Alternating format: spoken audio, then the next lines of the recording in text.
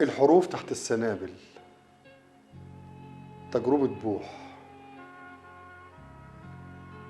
ديوان محمد عبد الرحمن حجازي.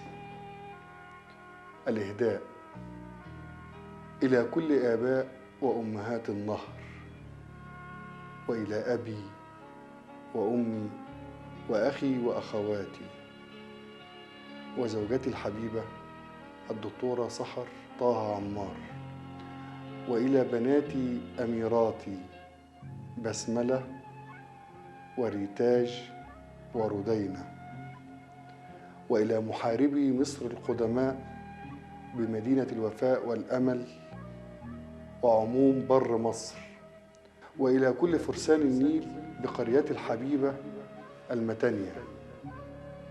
أهدي هذا الديوان.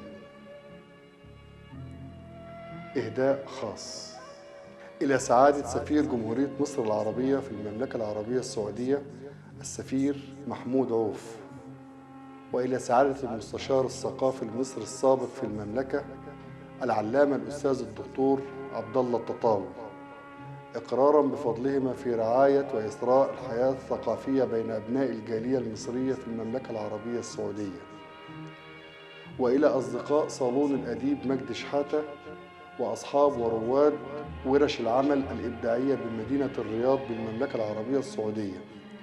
وأخص بالشكر الشاعر الكبير الأستاذ ممدوح العرابي، والشاعر المبدع الأستاذ عماد قطري، والأديب المتألق الدكتور هشام الصحار، والمبدع الدكتور مجدي راشد، وكوكبة الأدباء والمبدعين من أبناء الجالية المصرية بالسعودية ومن داخل الوطن الحبيب، مع خالص شكري وتقديري لدعمهم لي وإلى الجهد الذي بذلوه ليخرج هذا الديوان. محمد عبد الرحمن حجازي.